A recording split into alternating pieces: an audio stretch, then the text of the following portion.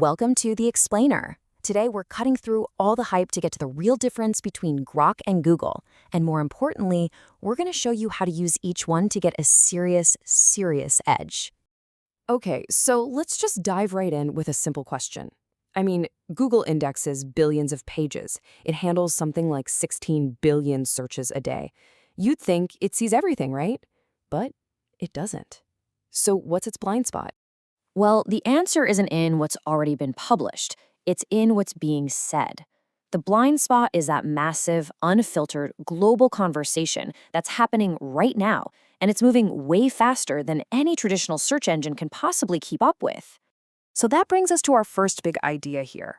To really get this gap, we've got to look at the fundamental way Google is built to see the world. Think of it like this. Google is the world's most meticulous, most incredible librarian. Its whole job is to find, read, and neatly categorize every published book or, web page on the internet. And it's fantastic for stable, established facts. But here's the thing. A huge chunk of today's web isn't a book. It's a live, chaotic, super fast-moving conversation. And for that, you don't need a librarian, you need a live reporter, right there on the scene. So if Google is our librarian, how does a new tool like Grok manage to be that live reporter? Well, the secret isn't building a better library. Nope, it's all about having a direct access line, right to the source. And this right here is the crucial point. Grok isn't even trying to be a better librarian. It completely skips the library. It has a direct, exclusive connection into the live conversation on X exactly as it happens. And the scale of this conversation is just staggering. It's tapping into a stream of about 68 million public posts every single day. That's from over 500 million users. It's just an ocean of real-time data.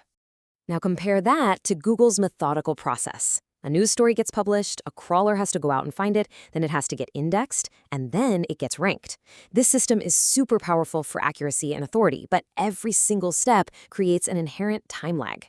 And this just brilliantly illustrates Grok's structural advantage. It bypasses all those steps because it's drinking directly from what people in the industry call the fire hose, the complete, unfiltered, real-time data stream of the entire platform. No waiting in line. Okay. So once you understand this architectural difference, the librarian versus the live reporter, it becomes really clear where Grok has a massive practical advantage out in the real world. Now, this slide is really interesting because it just visualizes that information gap perfectly. Think about a breaking news event. The very first reports, they're coming from eyewitnesses posting directly on X. Grok can see that raw conversation within minutes. But it might get over half an hour for a journalist to even write an article about that conversation, and then even longer for Google to find and index that article. So for that first critical hour, Grok is seeing the primary source while Google is still waiting for the summary to get published. And this speed advantage isn't just for news. It's a total game changer for tracking public opinion on a brand or seeing the immediate reactions in financial markets or tapping into those niche industry discussions. It lets you see what people are saying right now, not just what was written an hour ago. But, and this is a very important but, let's be really clear, this is not about replacing Google. It's about adding a new specialized tool to your kit.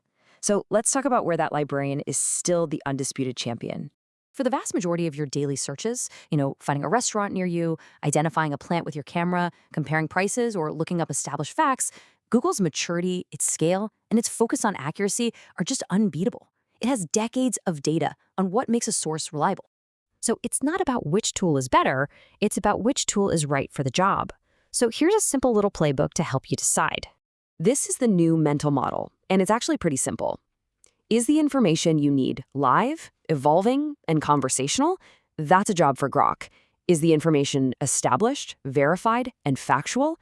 That's a job for Google. What's happening now versus what is? So when a big story is breaking, don't just ask Grok what's happening. Ask it to be an analyst.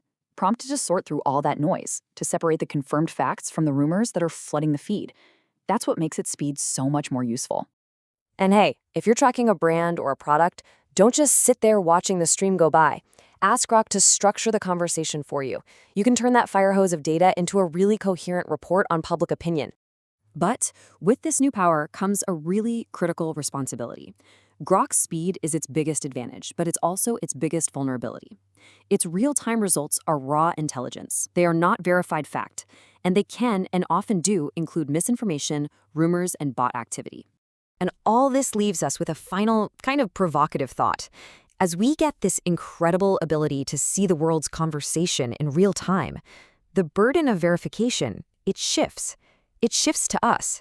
We get the information faster than ever before, but we also have to become much more critical consumers of it. Is that trade-off worth it? Well, that's the new question for a new era of search.